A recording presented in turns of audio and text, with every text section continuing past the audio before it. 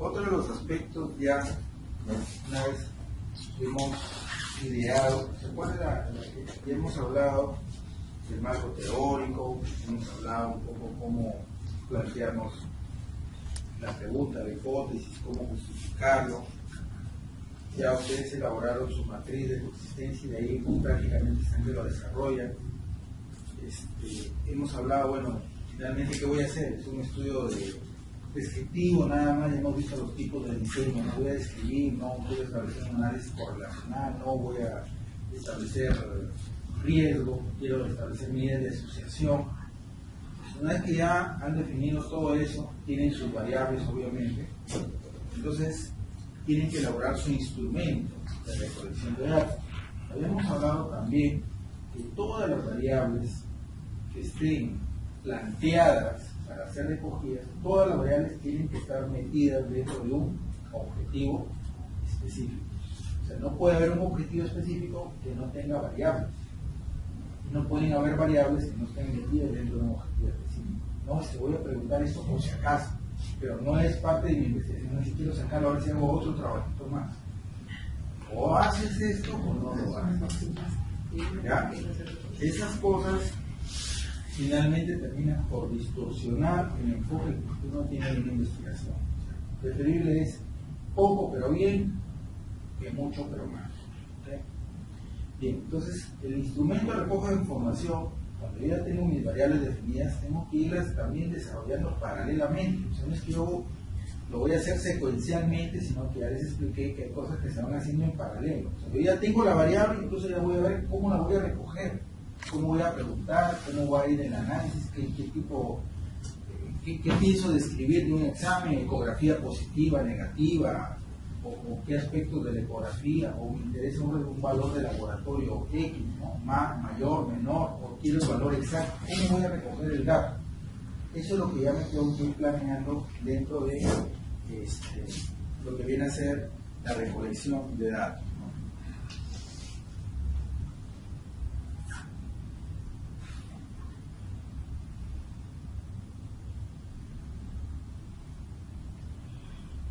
Entonces, esa situación tengo que irla viendo. Entonces, para recoger los datos, obviamente, mis datos, ¿en qué se transforman finalmente? En una medición. Así yo diga sí o no, yo también estoy midiendo, porque voy a decir cuántos dijeron sí y cuántos dijeron no. Cuántos sí fueron positivos, cuántos fueron negativos, igual, sí, no. También estoy midiendo. Ya estoy transformado en una medición.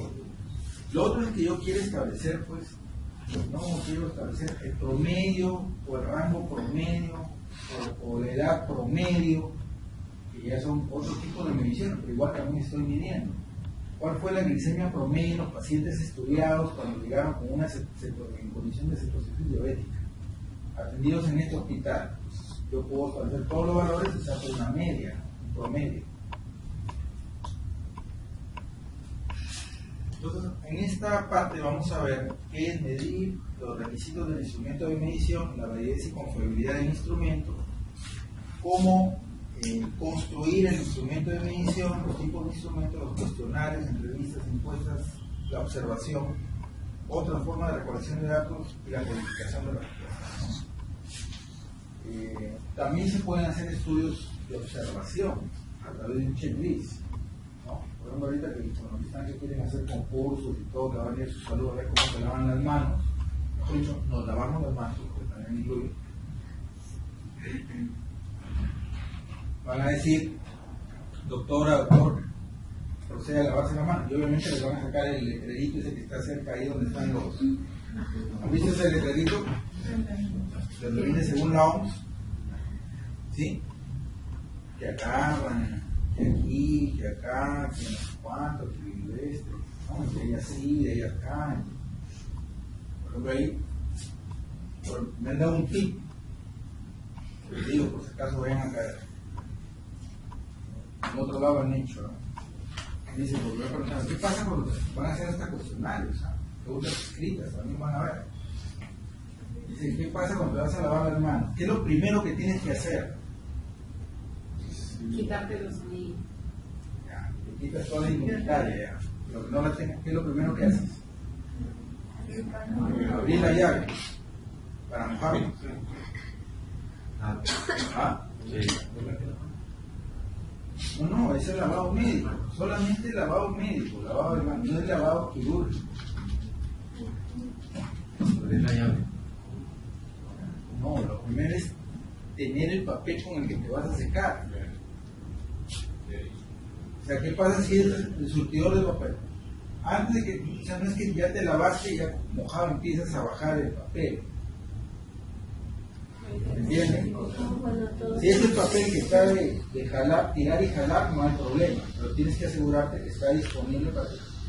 Pero si no lo has hecho con el surtidor, o sea, tú primero bajas el papel y luego haces todas las maniobras que ya se las memorizaron ustedes bien, y luego con el papel todavía se secan, cierran la llave y descartan. También en dónde botan el papel, porque no es el primer basurero que se les cruza, porque a veces ponen el rojo y el negro para que esté primero, ¿no? Eso también. Entonces, por ejemplo, ¿qué es lo que va a hacer el observador? Llega y va a tener, no le va a decir nada, solamente el doctor proceda y va a estar con su lista de checklist. Tú puedes hacer un checklist presencial o puedes también hacerlo en directo a través de video. Tú filmas lo que hacen, cómo lo están haciendo, luego te pones a ver el video y haces el checklist. ¿Por qué? Porque las personas cuando las observan, no solamente lo hacen bien, tienen mayor propensión a los errores, algunos, porque se sienten observados cuando los miran. ¿No? No, todo, cuando no me miran, al toque lo hago. Cuando lo están mirando, no lo puede hacer. Por ejemplo, los nudos de sutura, ¿no? A veces van a ligar el apéndice y dicen, ya, liga. Empiezan a no, pero cuando están jugando con las manijas de la testa, parecen ciegas, ¿no? Sin ver, con la izquierda, con la derecha. Pero cuando ya están con la tripa y los están mirando, ese es un problema. Y eso nos pasa a todos, ¿eh? No es unos más y otros menos pueden manejarse esa velocidad. Bien. Entonces, recolectar los datos, tenemos que seleccionar un instrumento de medición, o en todo caso tenemos que desarrollar uno. Ese instrumento debe ser válido, confiable, de lo contrario, definitivamente no podemos basarnos en esos resultados. Y aplicar el instrumento, es decir, obtener las observaciones y mediciones de las variables, de todas las variables que nos estoy proponiendo. Tengo que preparar las mediciones obtenidas de modo que puedan analizarse correctamente, para lo cual probablemente tenga que adaptar un sistema de codificación. Generalmente el SPSS no trabaja con palabras o letras, sino con códigos. O sea, uno le asigna un valor 1, 2, 3, 4 a cada alternativa de valor, si es numérico, bueno, si va numérico. Cuando son cualitativas, entonces yo veo que tipo de comorbilidad, como diabetes, la persona arterial, insuficiencia renal, poco. Va 1, 2, 3, 4, le puedo asignar un valor, y en base a ese valor obviamente se va codificando para que lo pueda procesar. ¿Cuál es la comorbilidad que fue más frecuente? ¿Cuál estuvo mayor referida al sexo masculino, al sexo femenino, qué sé yo? Entonces, lo traducimos la opción en números, ¿no? En códigos. La formulación, tenemos que tener un plan de recolección de datos, ¿no?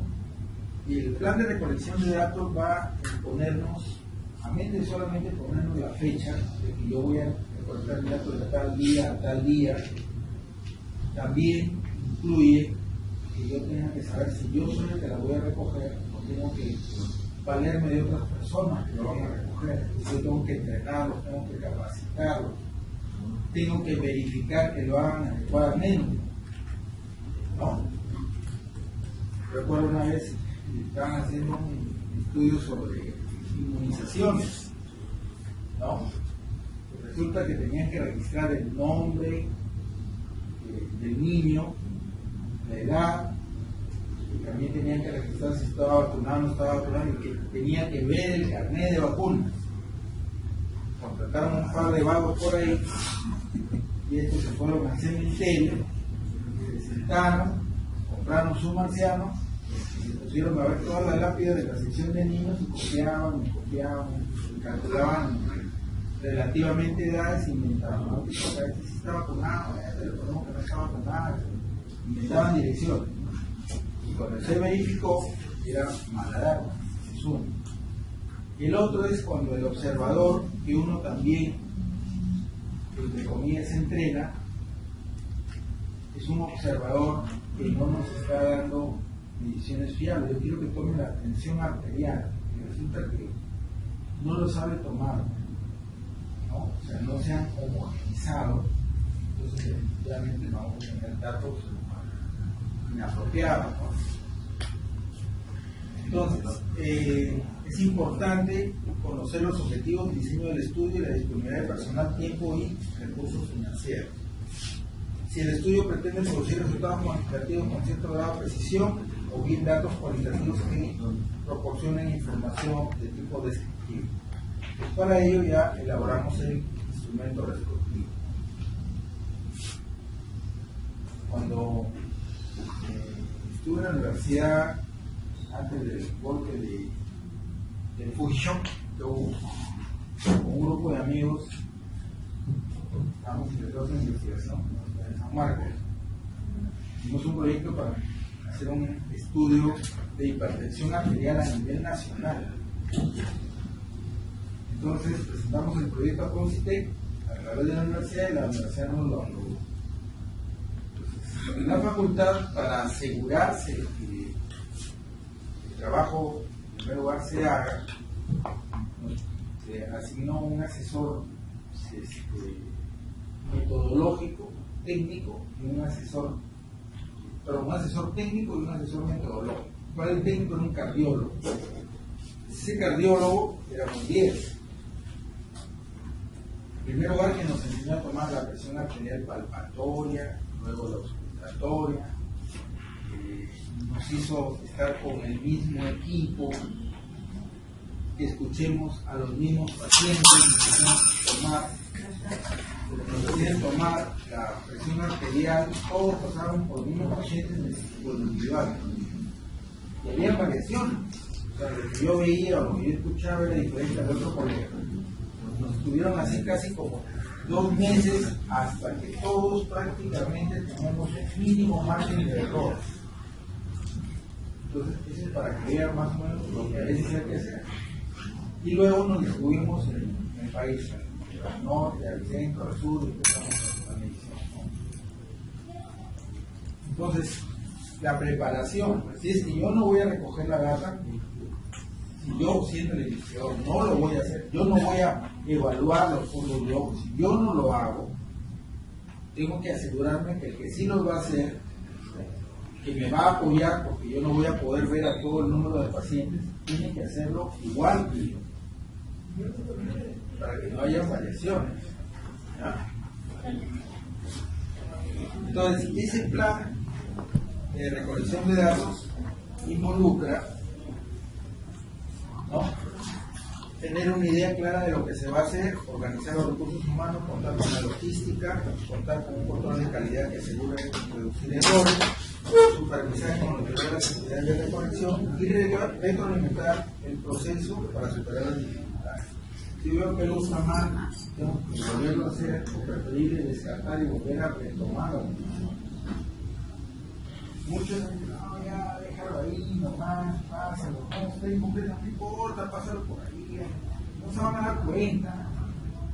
Y a veces esos detalles merman la calidad de información, la calidad del dato. Entonces, lo importante es cumplir con la meta programada, hay que asegurar siempre la calidad en el recojo y en el registro del dato, cumplir con las consideraciones éticas que se han planteado el investigador para desarrollar el proyecto, la ética del investigador y del personal participante. Es importante, lo que les decía, ¿no?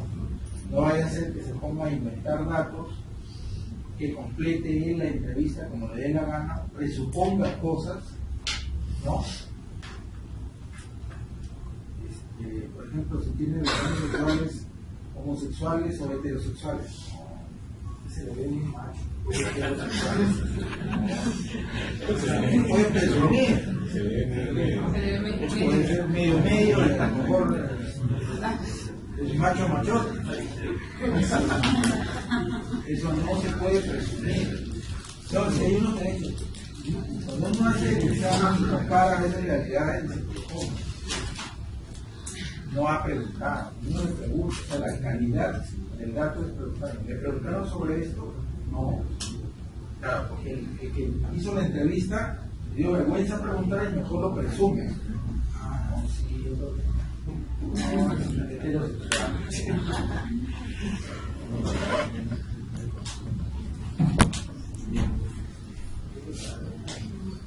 El acopio y ordenamiento de los instrumentos de recolección y después de entrevista, la precodificación y codificación de información.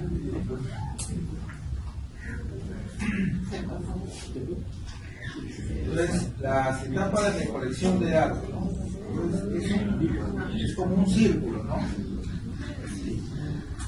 Tenemos que seleccionar un instrumento de recojo de información. Lo aplicamos y preparamos, obviamente, las observaciones de registros obtenidas. Yo también me puedo dar cuenta en el camino que a lo mejor una pregunta que yo hago probablemente no es clara para recoger mi dato. Yo tengo que parar, mejor replantear la pregunta. Por eso lo primero debe ser la validación del instrumento previamente, no lanzarnos así nomás. Sin instrumentos validados, caminamos hacia el error, definitivamente. ¿Ya? Bueno, hay diferentes formas de recolectar la información, desde fuentes primarias, secundarias, ¿no? Una primaria son las mismas personas, los hechos, secundarias, el material que ya está impreso, las historias clínicas, ¿no? Los resultados de exámenes de laboratorio, ¿no? Por ejemplo, yo tengo todos los informes de campimetrías, ya no está el paciente, solamente tengo el papel de la campimetría, yo con eso puedo trabajar. Las encuestas, los cuestionarios, las entrevistas, ya sean personales, telefónicas, por correo, por internet, las observaciones personales o directas, ¿no? A través de los checklists, o con medios electrónicos también, o con una cámara, estoy firmo, a través de la cámara, sin estar ahí presente, estoy en otro lado, estoy haciendo mi checklist, en vivo, en tiempo real, o lo grabo, lo filmo, y entonces me pongo a ver todo lo que ocurre, ¿no? Obviamente que ese tipo de observaciones tienen que ser autorizadas por cuestiones muchas veces éticas, ¿no? Hay un trabajo de investigación que se quiso hacer y casi se generó un conflicto muy serio. Por ejemplo, se quiso observar cómo las enfermeras realizaban la atención, cómo brindaban atención y cuidados a los recién nacidos en las UCINes. ¿Ya? Es igual como cuidan y tratan a las personas de la tercera edad. Claro, o sea, cuando empezaron a tener algunas de las fundaciones y algunas cosas por dos. Entonces, ahí vino el problema. Casos similares quisieron hacer con los que atendían a las personas adultas mayores, personas afectadas, los negros, claro, están en ese plan, están neuropáticos, son personas que tienen trastornos de su estado de conciencia, por ejemplo, Alzheimer, qué sé yo. Entonces, obviamente, ¿qué trato puedes brindarle a una persona? O sea, ¿qué tanto tú estás en ese momento a fin para poder dar un trato adecuado, ¿no? Porque parece que la gente entra a luchar, hay unos que son muy reactivos, todos no somos iguales, todos somos muy reactivos, ¿no? Y se generan conflictos con los pacientes, ¿no? Entonces, bueno, si no hay una autorización para eso, definitivamente no se usa, no, secretamente ahora tampoco, ¿no? Eso es antiético. El análisis de documentos. ¿Qué pasos se siguen, no? tener claridad en los objetivos, seleccionar la población, cuál es el diseño que voy a utilizar para técnica de recolección de datos y obviamente ya el proceso mismo de la recolección de los mismos. Entonces, el método definitivamente no es un conjunto de técnicas, como muchas veces lo pensamos. El método sí incluye técnicas. El método consta de varias técnicas, aunque en conjunto, el conjunto de estas no lo conforma necesariamente un método. Por ejemplo, yo digo, el método de la entrevista. ¿Qué técnicas podemos utilizar para una entrevista?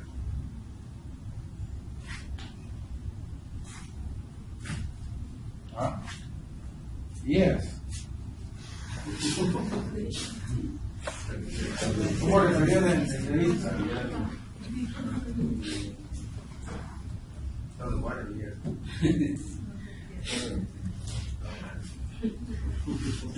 La vida dura del presidente. Directa, la primera sería directa, de persona a persona. El habla. Claro, de persona a persona. Otra forma. Indirecta, una entrevista indirecta. Por ejemplo, las madres. No le preguntas directo al paciente, mi hijo. Pues. Ya, pero ¿a quién estoy entrevistando finalmente? A la mamá. Entonces, anamnesis indirecta es una cosa, pero entrevista. ¿Cómo sería? Yo hablé por teléfono, por ejemplo, le pregunto todo por teléfono, podría enviarles por WhatsApp, podría hacerlo por correo electrónico. Y me contesta, le doy una ficha y le digo que me lo conteste. Estoy entrevistando. O hago un Skype, yo lo estoy viendo. Sería persona a persona, pero es otra técnica, porque no lo tengo al frente a la persona. No la tengo al frente. Ahora, el procedimiento viene a ser la acción o modo de aplicar la técnica, ¿no? Entonces hemos dicho método conjunto de requisitos generales, no es el conjunto de técnicas, pero es el procedimiento concreto que empleamos de acuerdo con el objeto y fines de lo que quiero yo indagar o recuperar o recoger de información. La técnica ya viene a ser el procedimiento, conjunto de procedimientos provisto de una determinada eficacia y viene a ser una herramienta del método. O sea, mi técnica es una herramienta del método. Y el procedimiento obviamente es aplicar la técnica. Es como por decir, en el caso de las apendicectomías, ¿cómo resuelvo una apendicitis aguda? ¿Con qué método? La apendicectomía. ¿Con qué técnica? Abierta o más o menos la idea. Entonces, cuando es investigaciones de tipo cuantitativo, que es lo que a nosotros nos interesa como médicos, obviamente la medición es el proceso de vincular conceptos abstractos con indicadores empíricos, ¿no? Yo trato de darle un valor a algo, ¿no? Por ejemplo, en el caso del Apgar, ¿no? En el caso del Apgar se utiliza un instrumento para aplicar cómo es el tema del Apgar. ¿Cuántas categorías incluye? En primer lugar, se tiene que esperar al minuto de vida, al minuto, a los 5 minutos, y luego si está menor, se puede seguir tomando los 10 o los 20. Se tiene que ver la frecuencia cardíaca, se tiene que ver el esfuerzo respiratorio, se tiene que ver si el niño está reactivo, se tiene que ver si el color, si hay cianosis o si no hay cianosis, si todo muscular. ¿Cuántos puntos de señor? Sí. Máximo 10. Claro, si tiene 10 puntos es porque está bien. Claro, pero eso, ¿qué pasa si tenemos dos observadores que tomen un agua? Habrá un acierto 100% en todos los casos. Bueno, que sí. O sea, no, pero por ejemplo, ahí uno puede ver mediante la tipo de depresión tiene una depresión leve, moderada y severa. Y no creo que cambie tanto, o sea, no creo que uno vea 10 y el otro vea 5. O sea, fácil uno ve 10 y otro ve 9, pero igual es inaceptable. Entonces, normal. No afecta mucho. Pero los que están en los límites. Ahí se pero para que estén en el límite ya. Ese es el detalle, ¿no? Entonces uno dice, pero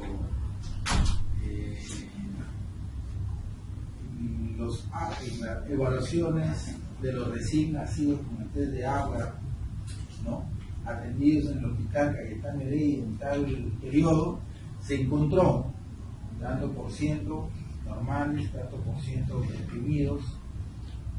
La depresión como leve, moderado, severo.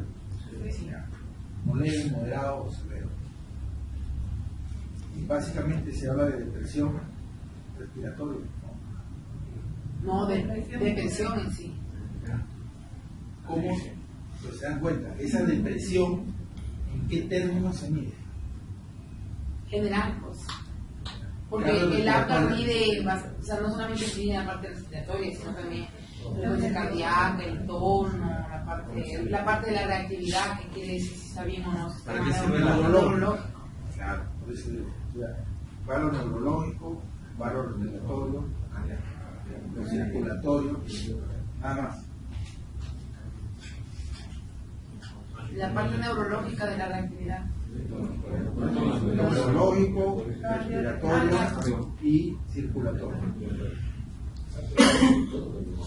Pero como ustedes se dan cuenta, cuando empezamos a conversar así, una reacción me dice, exactamente qué tipo de depresión neurológica nos referimos,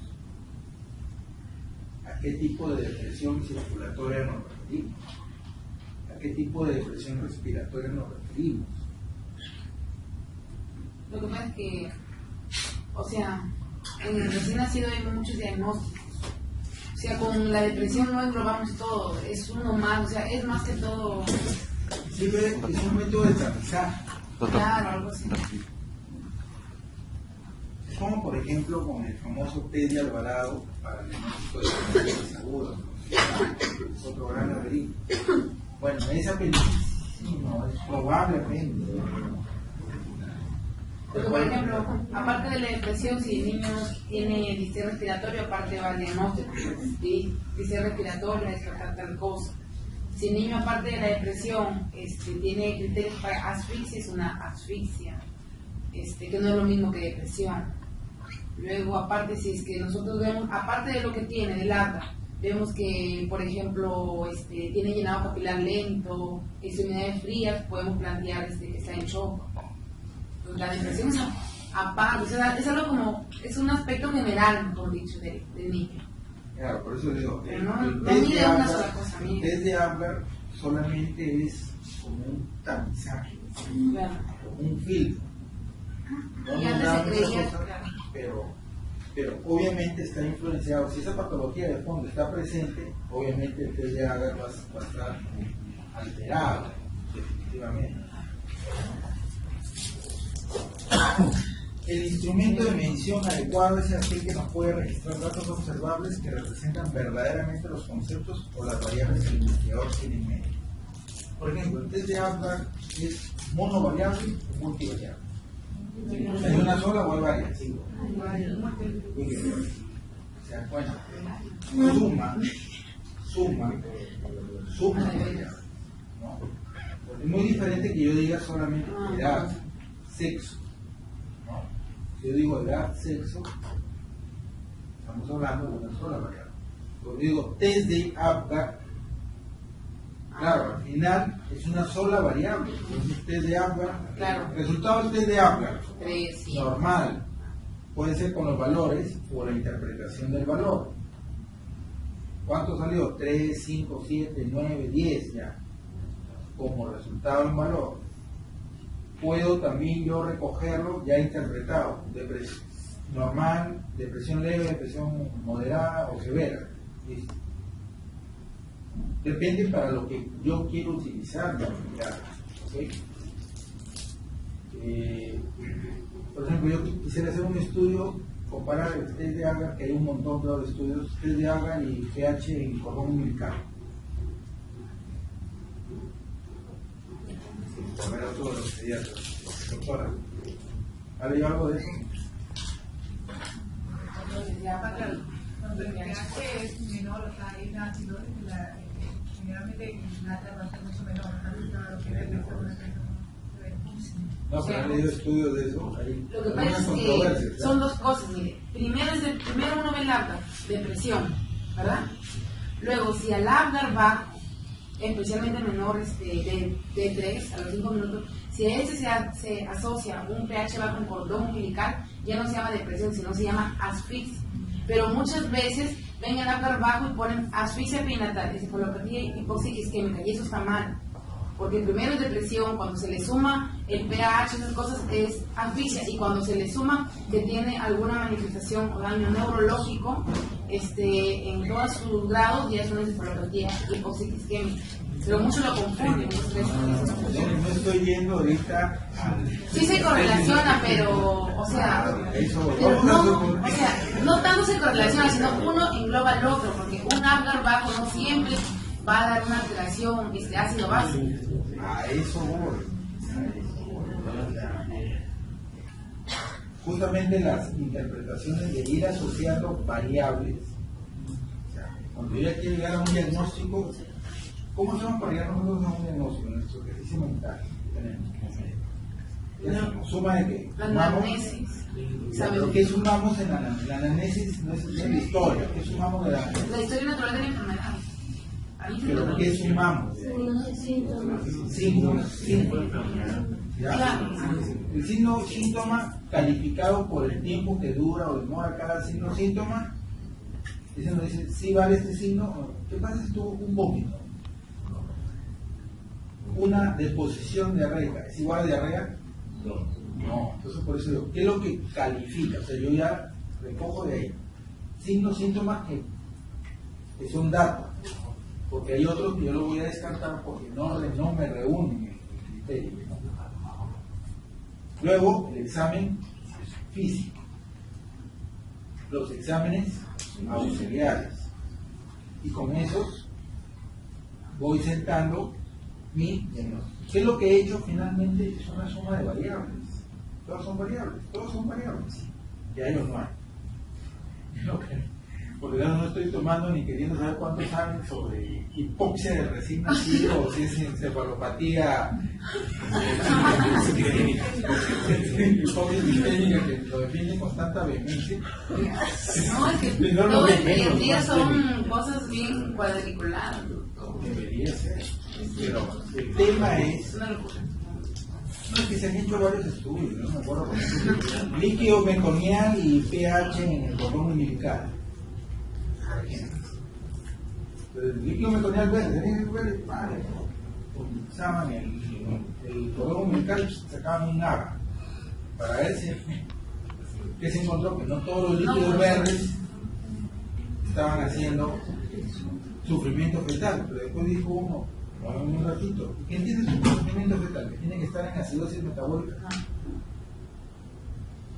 ¿Dan cuenta cómo los conceptos no están bien a veces puestos? No, es que es la suma de A más B más C, que es otra cosa. Claro, porque si tuvo el líquido meconial verde es porque ya tuvo un problema hipóxico que hizo que relajara su esfínter y no sé cuánto. Pero tú lo quieres verificar con un A, no sale normal. Entonces, no todos los líquidos meconiales son acidosos. ¿Se dan cuenta? Entonces, el tema, que un poco resumo, es que si yo no tengo claro mis objetivos variables, cuando yo recoja la data,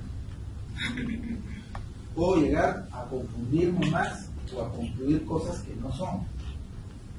Si es que yo no he cimentado bien cada variable, la he definido bien desde el punto de vista científico y qué relación tiene con otra de las variables, a la luz de otras experiencias, de otros hallazgos anteriores, para yo colocarlo obviamente cómo lo pienso estudiar, ¿no? En términos cuantitativo se dice capturo verdaderamente la realidad que deseo capturar. O sea, le tomo foto a lo que yo quiero medir. Toda medición o instrumento de recolección de datos debe reunir dos requisitos esenciales: confiabilidad y validez. ¿Qué es eso? Confiabilidad es que cuando un instrumento se dice que es confiable, cuando en el grado en que su aplicación repetida al mismo sujeto objeto da los mismos resultados. ¿No? Por ejemplo, un instrumento confiable puede ser el termómetro. Está con fiebre, pongo el termómetro, marca una temperatura, espero 5 minutos, lo vuelvo a tomar y vuelvo a marcar la temperatura. ¿No? Y la validez es el grado en que un instrumento realmente mide la variable que pretende medir. O sea, si efectivamente el termómetro me está midiendo el aumento de la temperatura corporal. Si esto lo hablamos de un instrumento como puede ser muy específico, en el caso de un termómetro que es ajeno a nosotros, el tema es cuando nosotros somos los que tenemos que interactuar con el instrumento para recoger el dato. Ahí es donde vienen los problemas. Como decía, en el caso de tomar la presión arterial, ¿qué tanto efectivamente le he tomado adecuadamente o no la tensión arterial? Si le estoy tomando bien o no. Escuché bien el primer ruido y el último ruido que provocó. Si vi exactamente dónde era que estaba marcando. ¿Se dan cuenta? Entonces, la confiabilidad y validez depende de eso. Hay un ejemplo, dice: un instrumento para medir la inteligencia válida debe medir la inteligencia y no la memoria. Una prueba sobre conocimientos de historia tiene que medir esto y no conocimientos de literatura histórica, ¿no? Entonces, en cuanto a inteligencia y memoria, una cosa es que yo recuerde hechos y otra cosa es que en la situación lo resuelva él.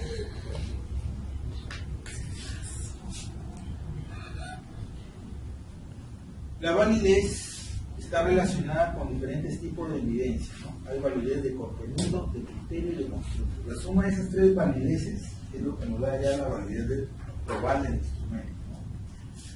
Entonces se refiere al grado que un instrumento refleja un dominio específico de contenido de lo que se mide, ¿no?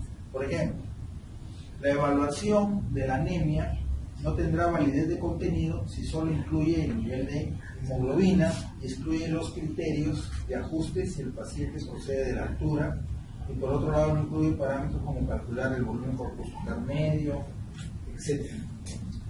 ¿Por qué? Porque todas esas variantes nos van a perturbar. O sea, no es igual que yo vea un paciente que viene de la sierra y tiene 14 cuando ya debería tener 17. Es un problema de anemia. O una persona de la costa que llega y se tiene en un establecimiento de salud de la sierra y llega con 14 de hemoglobina y dice: no, está anémico. Claro, está anémico para ellos que están allá, pero esta persona en la costa está normal. O sea, a eso nos referimos. Entonces, por eso es que se tienen que incorporar otros parámetros para poder decir si tiene anemia o no tiene anemia. ¿Qué pasa si el paciente estaba deshidratado, hemoconcentrado? También, ¿no? Maniobra para que el paciente entre a sala. Bien, lo deshidratado. Yes. Pero yo en esas maniobras tiene que operarse.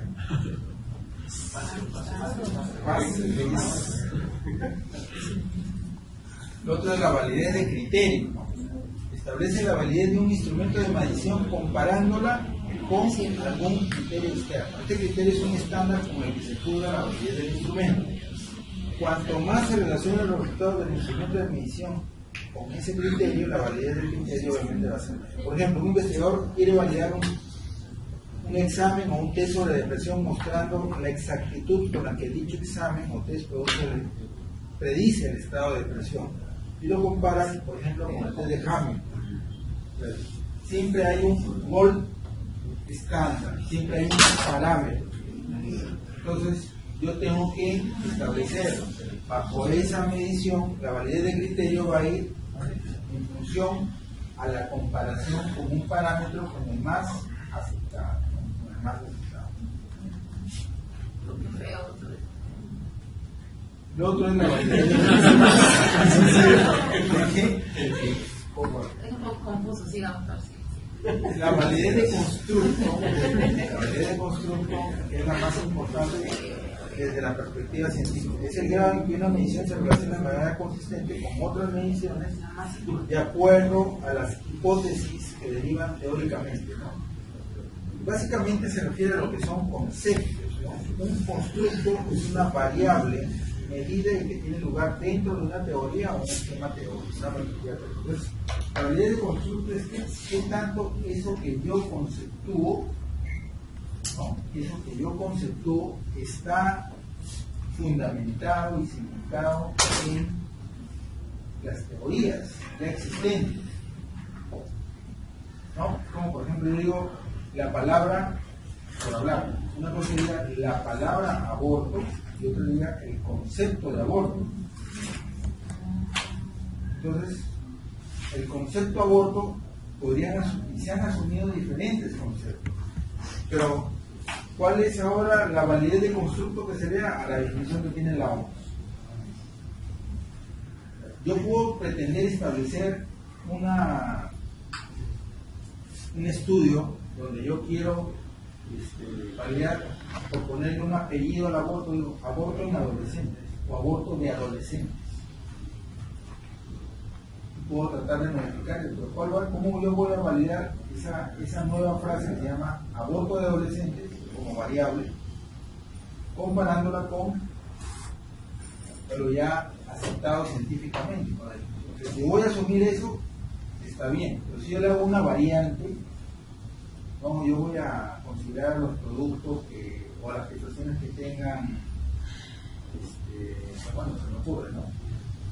Menos de tantas semanas de gestación, por ejemplo, a las 20, 22 semanas, 22 semanas de 500 gramos, etc. Eso ya está recontra establecido. No, pero acá validez va a ser que tenga desde los 400 gramos, porque como abortan antes, ¿no? Entonces, vamos a bajar el estándar. Puede ser. A medida que nos alejemos del estándar, obviamente eso va a generar más confusión.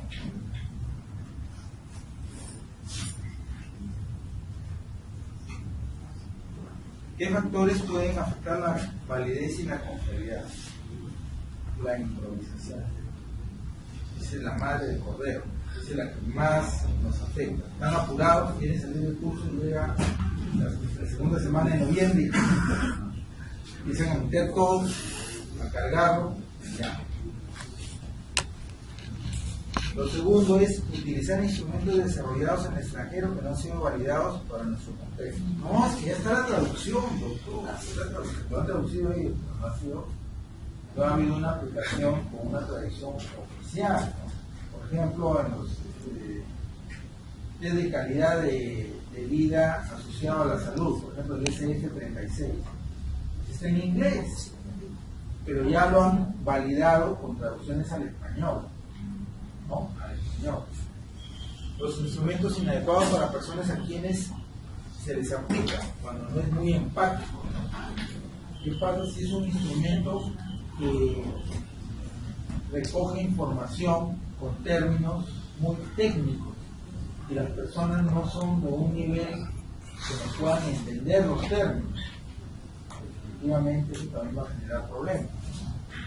Las condiciones en las cuales se aplica el instrumento de medición, el ruido, el frío, etcétera, van a hacer que, por cosas demasiado largas, van a hacer que obviamente hayan problemas de que se recoja adecuadamente el dato. Eso va a afectar la confiabilidad y la validez. El domingo 22, ¿qué va a pasar el domingo 22, Pedro? Censo. orden de Indanamo. En las casas, ahí. Ah, sí. También están en las casas todas.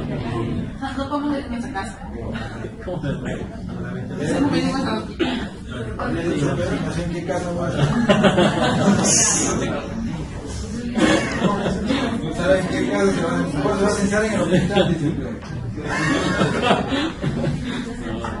Su segundo hogar. ¿Qué es lo que pasa? Por ejemplo, el censo ya tiene preguntas que han sido suficientemente validadas. Lo que pasa es que algunos de los hogares, que no son todos, le van a aplicar un extra. Y las preguntas están sorteados al azar. O sea, todos no le van a aplicar ese super cuestionario extra large, sino solamente a algunas viviendas. Ustedes se van a dar cuenta que uno dice, no, ya duró pues, ¿cuánto? 20 minutos, 25 minutos. Y otro dice, acá llevaba 2 horas y no se iba, la mujer esta, todo de todo. ¿Por qué? Porque son 2 tipos de decisiones. O sea, justamente se está haciendo estudios en 2 niveles.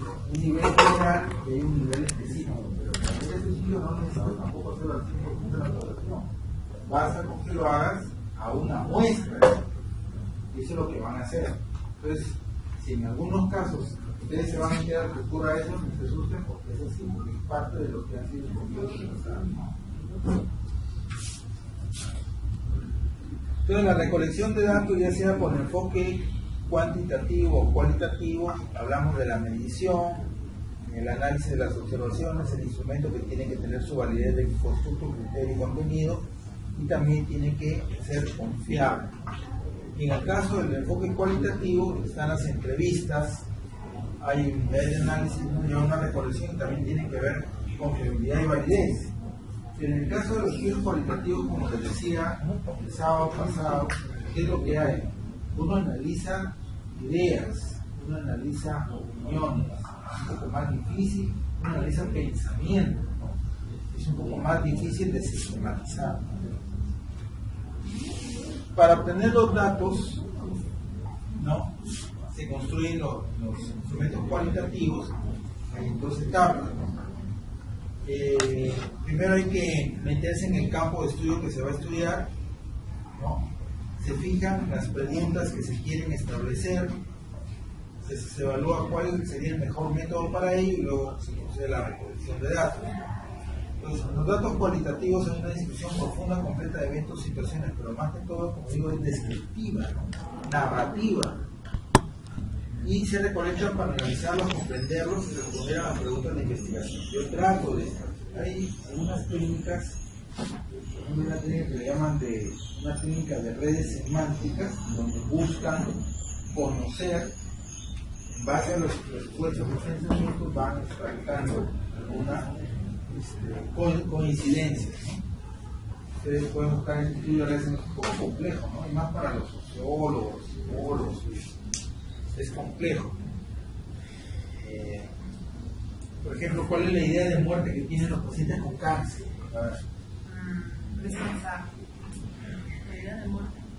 Claro, por ejemplo, los con cáncer, o por ejemplo, la idea de vida que tienen los pacientes cuadriplégicos.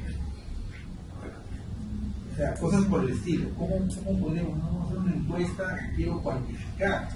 Claro, podría cuantificar la edad, el sexo, etc. Pero la idea, que es mi objetivo y mi pregunta va a centrar en eso, no la puedo recoger solamente con una sola pregunta, tengo que hacer varias. Probablemente tengo que escuchar qué opina, qué piensa, en qué aspecto.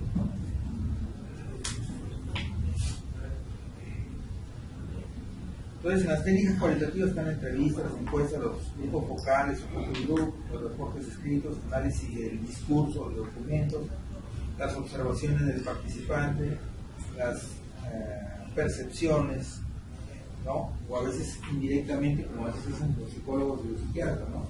Dibuje usted, ¿cómo se dibuja usted, no? Pues se dibuja ahí, que si pusiste el piso, que si no pusiste el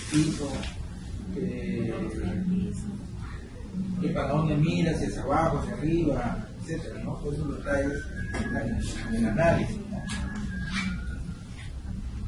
La entrevista, que es una de las que más utilizamos, sobre todo en nuestra recolección de datos en estudios clínicas, ¿no? Tiene obviamente una finalidad específica, es comunicación verbal, un intercambio verbal cara a cara entre dos o más personas, tiene un grado de estructuración y hay un proceso bidireccional. Lo voy escuchando o voy preguntando, pero voy tratando de tener una guía de preguntas. O sea, no me salgo de la guía.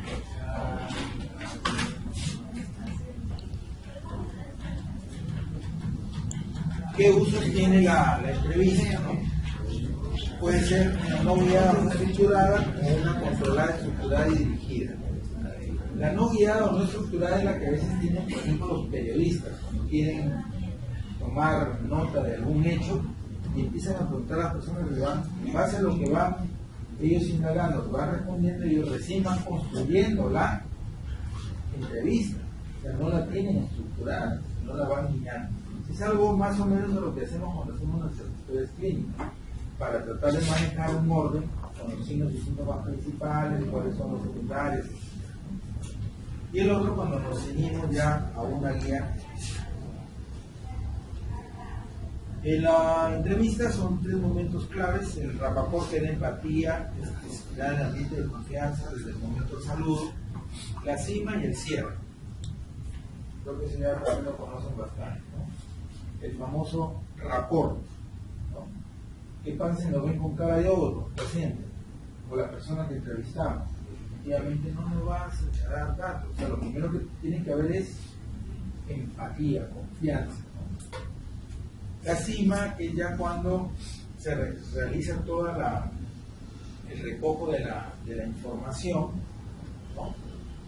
Entonces, el entrevistador tiene que mostrar autoridad, agudeza visual, capacidad para escuchar, ¿no? Adaptarse, tener donde tiene que ser cortés, tener tacto, ¿no? En el caso del entrevistado, interés, deseo de cooperación, capacidad de observación, sensibilidad, memoria, imparcialidad y habilidad de comunicarse oralmente. ¿Qué pasa si es un entrevistado que no tiene interés en darnos datos? No, la fuerza. No, pero diga pues o sí o no. ¿Ha pasado eso? Pues ponle sí. No, ponle no. Ha pasado, ¿ah? Digo, doctor, lo que pasa es que los pacientes no colaboraban. Los hizo colaborar a la fuerza. Y el cierre, que ya bueno, en la parte final, el agradecimiento, despedida, etc., ¿no? Antes que nada, para construir una entrevista hay que preguntar los conceptos y categorías que existen, las dimensiones, preparar las preguntas que no activen ni la deseabilidad social ni los deseos de colaborar con los entrevistados. Y cuando se tiene algo de experiencia hay que seleccionar las preguntas más útiles y hay que analizarlas. Entonces, cuando entrevistamos, ¿no? Evitar en la guía de respuestas usar una cara de poca y evite las preguntas de ¿no le parece que es malo el aborto? Yo voy induciendo, sí va a decir eso, no podemos decir eso. Tampoco debemos usar por qué, sino el cómo. ¿Por qué cree que es malo? Bueno, esas situaciones no son buenas. No se conforme con la estructura superficial de que dar la información implica, ¿no? A veces se metan sus propios prejuicios. Considerar que el rol en el cual la entrevista incluye el setting, ¿no? Utilizar espacios neutrales, ¿no? El setting en el ambiente, ¿no? A veces, una cosa es que a uno le entrevisten en un lugar calmado, plácido, etcétera, y otra cosa es que vean en la misma entrevista cuando estás en la propia emergencia, se murió. No, quiero hacer una entrevista para ver qué características tiene la ansiedad en los pacientes cuando están en la emergencia. Entonces, escucho un montón de gente llorando, gritando, pues, obviamente es importante eso, ¿no? Deje que las preguntas que puedan producir ansiedad o enojo o vergüenza para al final de la entrevista. ¿Cuántas relaciones sexuales tiene usted ya tenido en la última semana? ¿Empiezas así de golpe? ¡Wow! No, analice no solo lo que se dice, sino que por sobre todo lo que no se dice. ¿Por qué? Porque a veces las personas quieren decir otra cosa y a veces eso no está contemplado en mi tabla de respuestas. Entonces tengo que habilitar un campo adicional. Y de vez en cuando hay que ir sintetizando y tratar de comprender lo que nos está, el dato que nos están dando. Entonces siempre hay que ayudar al interrogado para que se sienta seguro, locuaz, dejar concluir su relato, ayudar luego a completarlo. Eso es relativo también, porque ellos tienen un cuento y terminan con un problema y terminan hablando de sus tías, sus abuelitos y sus perritos. Hay que dirigirla. Procurar formular preguntas con frases comprensibles. Evite las formulaciones embarazosas con carácter personal o privado, donde sea posible. Escuchar al informante con tranquilidad, paciencia y comprensión, pero despegar una crítica interna inteligente. No por estar entrevistándolo y luego ¿qué me decía el señor? No sé cuánto. Y, por ejemplo, ahora los censos últimos están utilizando tablets. Probablemente cuando los entrevisten no van a enviar ningún papelito. En algunos casos. O sea, en las veces donde van a caer, les digo que van a utilizar una tablet y de ahí van a marcar en tiempo real permiten la información. Evite la actitud del personaje y los salares de autoridad, ¿no? O sea, no hay que superponernos sobre el entrevistado. No dar consejos, no haga admoniciones morales. No, pero eso es malo. No entrevistar a nadie. No debe decir eso. No entrevistar a nadie. No arrebata al informante. O sea, si usted se pone a contradecir, ya pues no le dan libertad. Preste atención no solo a aquello que él desea aclarar, sino también a lo que nos quiere decir o no puede manifestar sin ayuda. Evite la toda discusión sobre consecuencias de la respuesta. O sea, ¿para qué va a servir eso? ¿No? Se va a decir que he tenido conducta sexual de riesgo. Y por eso probablemente puede tener una ETS. ¿Qué es una ETS? Enfermedad de transmisión sexual, que a lo mejor SIDA. No estamos en ese plan, o sea, solamente estamos analizando lo que estamos. Tampoco no puedo adelantar cosas que no competen. No apremia el interrogatorio, concédale tiempo suficiente para que acabe su relato y valorice sus respuestas. Y ahí podemos ver rápidamente las ventajas de las entrevistas estructuradas y no estructuradas. Las estructuradas a los periodistas flexibles, mayor adaptación, no permite comparar sujetos, porque es lo malo, porque es individual, uno la va construyendo. La desventaja es que requiere más preparación, la información es más difícil de analizar y consume más tiempo. Bien, frente a la estructura donde yo parámetro, establezco límites para las respuestas, ¿no? Hay información a profundidad, pero que obviamente me permite también con cierta dificultad, pero lo puedo hacer, puedo procesar.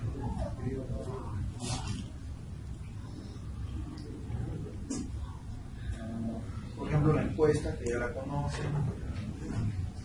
Yo creo que sobre la encuesta no hablamos mucho. El cuestionario.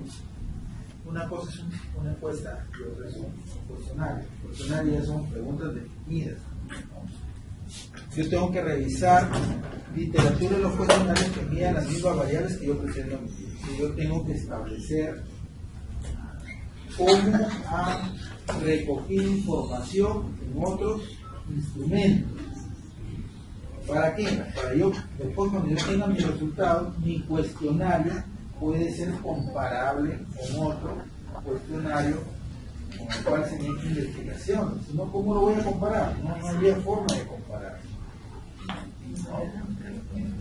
Entonces tengo que adaptarlo o desarrollar un cuestionario propio. Con los niveles de medición, determino la codificación de las preguntas, hago una primera versión, consulto con expertos para que lo validen, ajusto esa primera versión, lo hago con los encuestadores y llevo a cabo una prueba piloto. Una vez que tenga la prueba piloto, tengo que valorarla. Por 5 preguntas abiertas, elaboro la prueba final del cuestionario y luego se aplica después de que ya fue validado con un ensayo clínico. Las preguntas no deben inducir, ya lo hemos dicho, ¿no? El sistema de salud peruano es eficiente. ¿Es eficiente? No. O sea,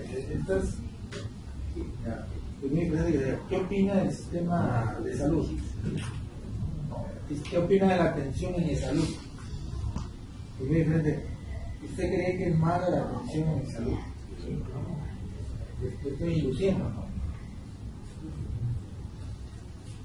Las preguntas abiertas o cerradas, ¿no? O respuestas cortas o de opción múltiple, ¿no?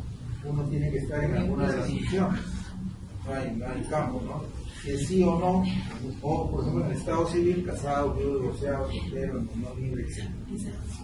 Las preguntas no deben llevar carga emocional o apoyarse en funciones o ideas recordadas socialmente, ¿no? O sea, preguntas que atentan contra, por ejemplo, ¿qué opina usted del matrimonio gay? ¿No? O sea, si le pregunta, puedo hacer a los curas, ¿no? O a los religiosos. ¿Se dan cuenta? Definitivamente tienen toda una carga emocional al respecto, ¿no? También sus propias ideas, ¿no? Que le preguntes a la Iglesia Católica, ¿no? ¿Considera pecado el aborto? Pues obvio. Entonces, el instrumento consta de preguntas escritas para ser resueltos sin intervención del investigador. Yo se lo doy, él lo contesta y luego lo respondo. No debe eximirse preguntas claves ni incluirse otras que no sean relevantes. Lo importante es poner las preguntas que respondan a las variables, no las que no considero importantes. ¿No? Por ejemplo, a veces les preguntan la dirección. ¿Importa la dirección? No importa la dirección. El lugar de procedencia sí, pero no diga su dirección exacta. O sea, ¿para qué? Para encontrar. Las preguntas de un buen cuestionario deben tener dos cualidades: confiabilidad y validez. Y la redacción y orden de las preguntas son detalles que hay que cuidar al máximo para lograr esos objetivos. No puede haber desorden en las preguntas. Debo armarme en bloques, siempre. ¿No?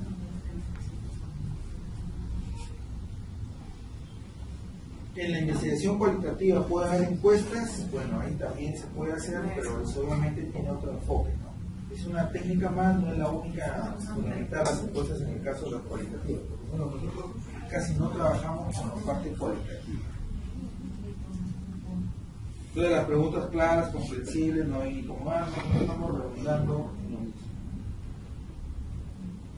¿Qué partes tiene que tener un cuestionario? Si es que va a hacer un cuestionario, primero tengo que hacer una introducción donde le digo para qué va a servir el cuestionario, qué objetivos va a tener. Y luego, cómo tiene que responder, las instrucciones, ¿no? Por ejemplo, si tiene una escala de Likert, ¿no? La escala de Likert que va, estoy de acuerdo, muy de acuerdo, en desacuerdo, unas categorías, ¿no? ¿Cómo considero tal asunto?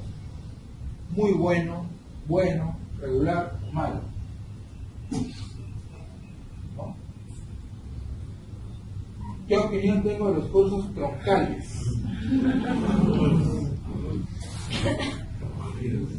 Muy aburridos, entretenidos, recontra entretenidos. En escala. Generalmente son impares, 3, 5, 7 categorías. ¿Ya? 3, 5, 7 categorías.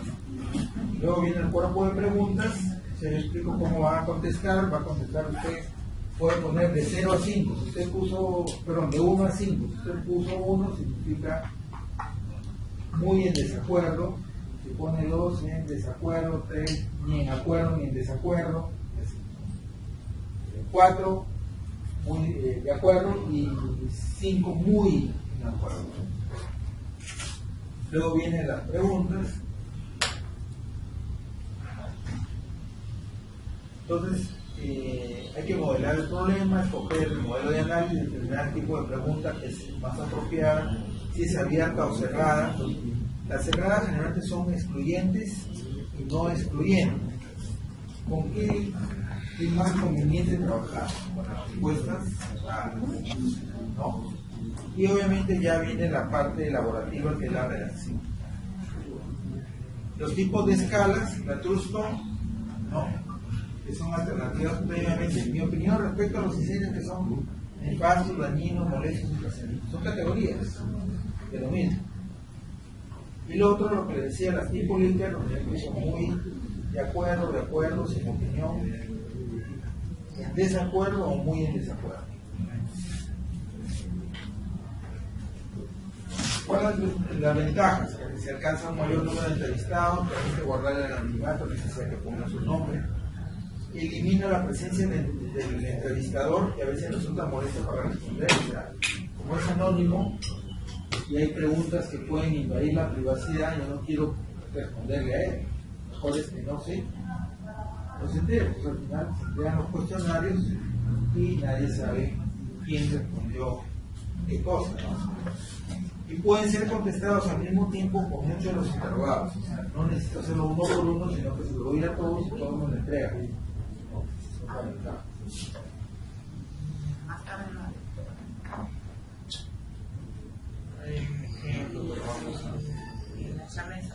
Entonces, en el caso de la encuesta, pues yo tengo la población objetivo, defino mi marco muestral, veo los errores de información, selecciono la muestra y luego empiezo a pensar en mi recolección de datos.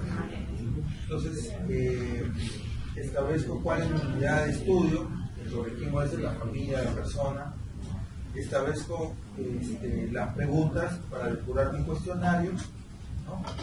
Y luego me voy a enfrentar a otro problema: datos completos y consistentes, blancos y consistentes, con cuestionarios. No todos contestan todos, ese es otro problema. ¿Qué pasa si hubieran 50 preguntas y me contestaron 45 y 5 no? ¿Qué tengo que hacer? ¿Lo descarto o lo dejo? No, tienes que aceptar porque hay información. Lo ideal era que sean las 50, pero no te han respondido 5 por alguna o X razón. Entonces, en tu data, cuando empieces a analizar tus cuadros, vas a decir: para esta pregunta contestaron el 100%. Para esta otra pregunta contestó solo el 95%. Entonces tu 100% ya no. Por ejemplo, si fueron 1000 personas a las cuales entrevisté, pero solamente en todas las preguntas me contestaron todas las 50 preguntas, yo digo el 100% es 1000. Pero si yo tengo un grupo de preguntas donde solamente me contestaron 800, entonces mi 100% ya no es 1000 sino 800. Ese pasa a ser mi nuevo 100%. Pero yo tengo que precisar, para esta pregunta el N ya no es 1000 sino es 800. Porque no lo contestaron. O sea, tengo que asumir de que hay una pérdida, un sesgo ahí.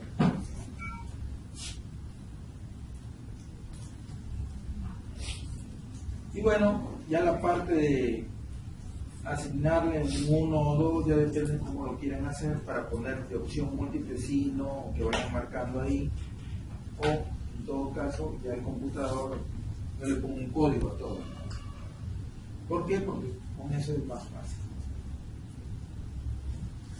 Los requisitos para hacer un buen cuestionario: una lista de las variables, determinar el propósito del cuestionario, qué tema se te va a desarrollar, señalar el título del proyecto, a qué tema se refiere, ¿no? Especificar datos generales, institución, fecha y nombre del encuestador, establecer la mejor secuencia de los temas, cómo se van a ir preguntando, tiene que haber un orden, ¿no?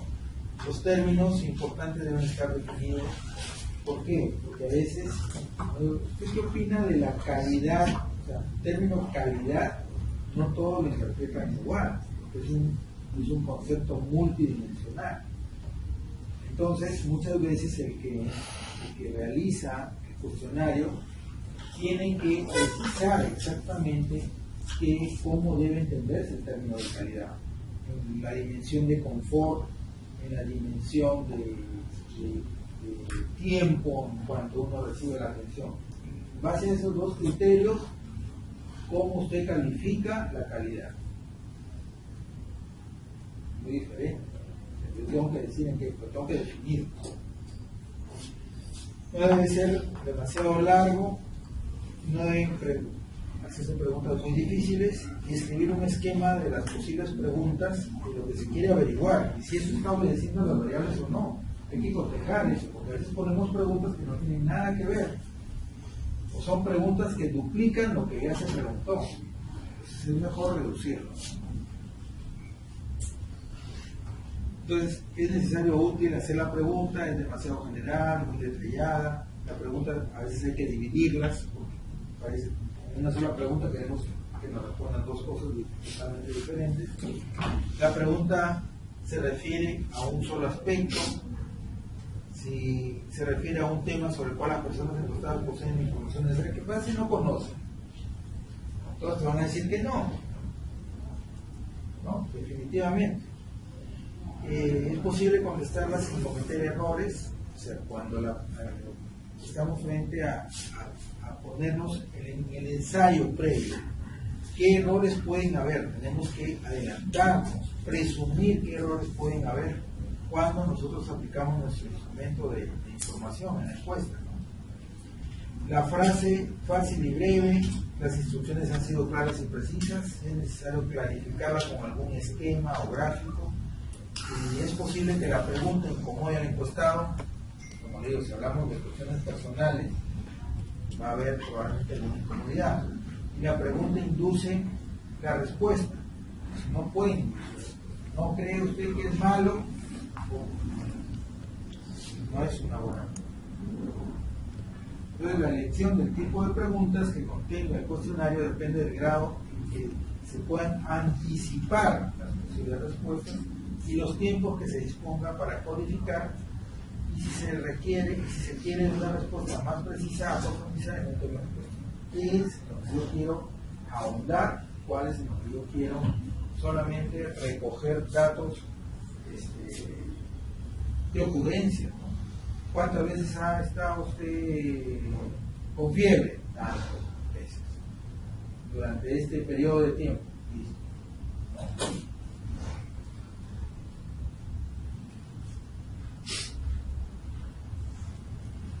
Bueno, y hay más sugerencias, ¿no?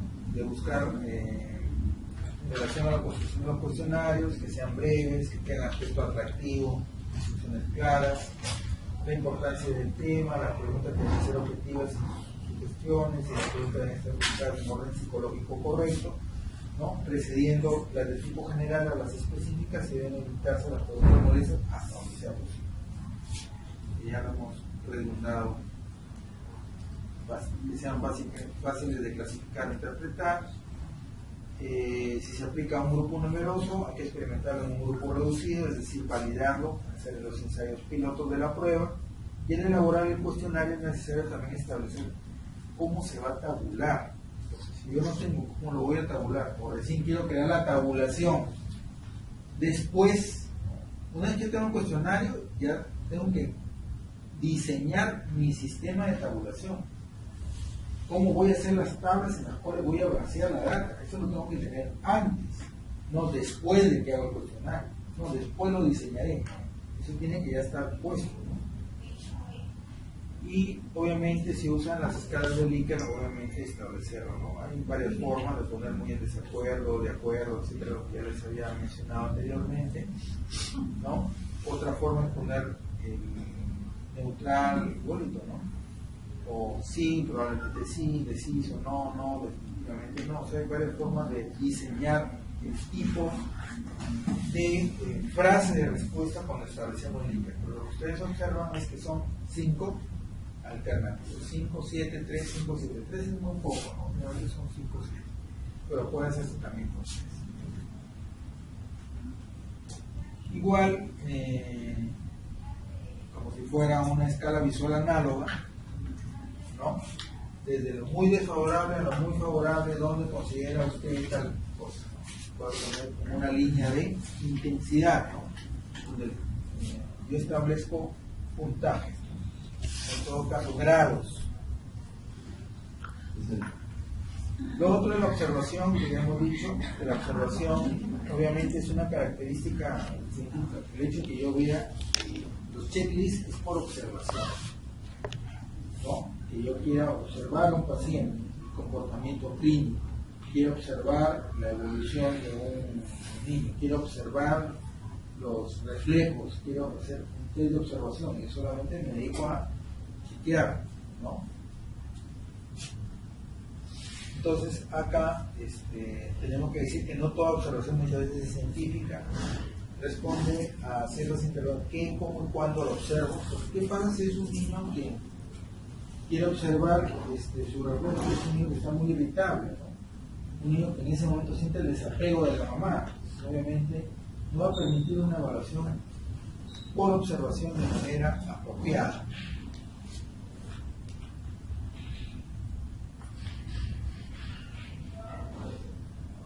Según los tipos de observación, según los medios utilizados, hay estructurado, no estructurado, según el número de observadores, puede ser individual o en equipo, según la participación del observador, es no participante o participante, según los medios utilizados, natural o de laboratorio, ¿no?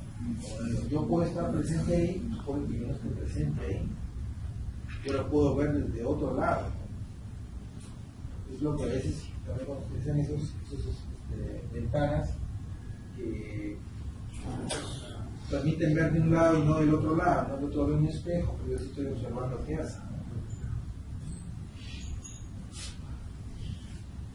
Entonces también si voy a hacer una observación, también tiene que ser definitivamente planificado, qué es lo que quiero observar, cuánto va a durar, en qué sitio se va a hacer, qué instrumentos, qué listas de chequeo, qué las frecuencias con las cuales voy a observar, ¿no?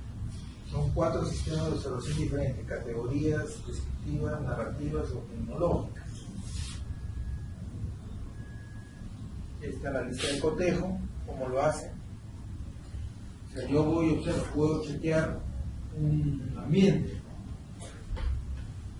Quiero, por ejemplo, ver cómo se está aplicando las cuestiones de bioseguridad en los ambientes de emergencia. ¿Qué vería? Si todos los surtidores de todos los lavadores, en primer lugar, que tienen agua, estén operativos. Si al costado tiene su desinfectante, porque puede estar el depósito y no tiene desinfectante.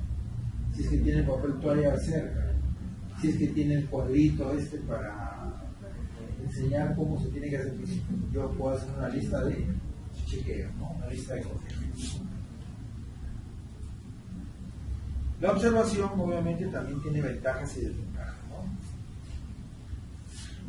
Con eso obviamente, con el empleo de este método, el observador estudia el fenómeno en el mismo medio, ¿no? Porque lo está observando, en que se encuentra, sin crear condiciones artificiales. Los datos reflejan manifestaciones externas del fenómeno vista por el investigador. La información obtenida no está basada en operaciones subjetivas, sino en lo que obviamente ve que está ocurriendo, el hecho se está produciendo ante sus ojos, ¿no? Son técnicas de medición no obstructivas. Los métodos obstructivos registran algo que fue estimulado por otros factores, aceptan material no estructurado y pueden trabajarse con grandes volúmenes de datos, ¿no? Todo lo que yo veo. La desventaja, obviamente, que solamente registramos los datos de la manifestación externa del fenómeno, o sea, de lo que yo observo. Riesgo de obtener información distorsionada sobre errores en la construcción del instrumento, la variación de las condiciones, la discrepancia entre los datos registrados en el mismo fenómeno por varios observadores. Yo puedo sentar a varios, yo puedo observarlo en grupo o individualmente. Es como tener un solo jurado o hago un jurado de 3 personas.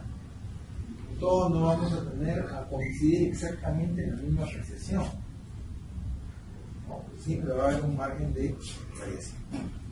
Y el otro, el análisis documental, que es revisar obviamente que revisión de documentos de historia clínica, los archivos, los registros de hospitalización, etcétera, etcétera. Estos materiales, obviamente, ¿a qué nos sujetamos? A lo que ya está escrito, y no lo hemos escrito nosotros, sino lo han escrito terceras personas, y que los debemos tomar tal cual están.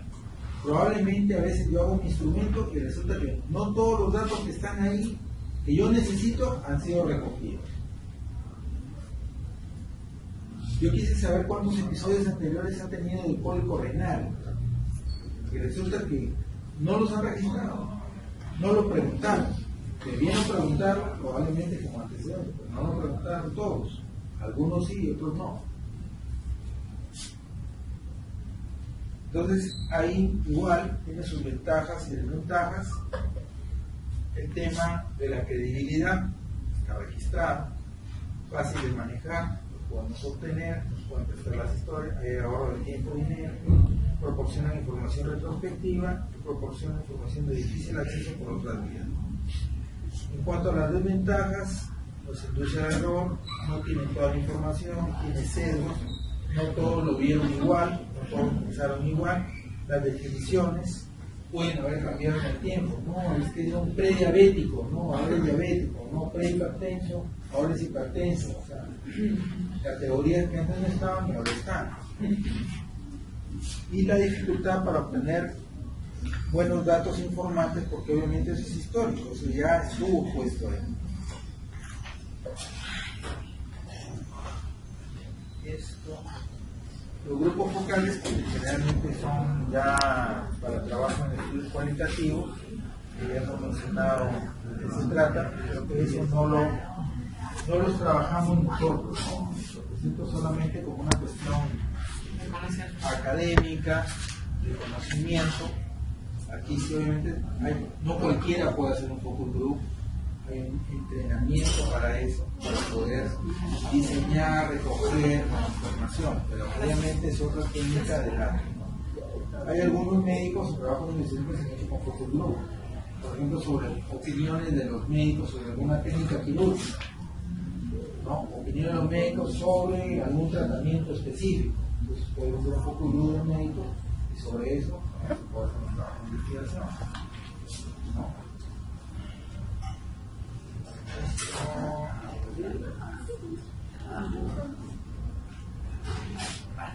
De la observación. ¿Cuándo es la próxima clase, doctor?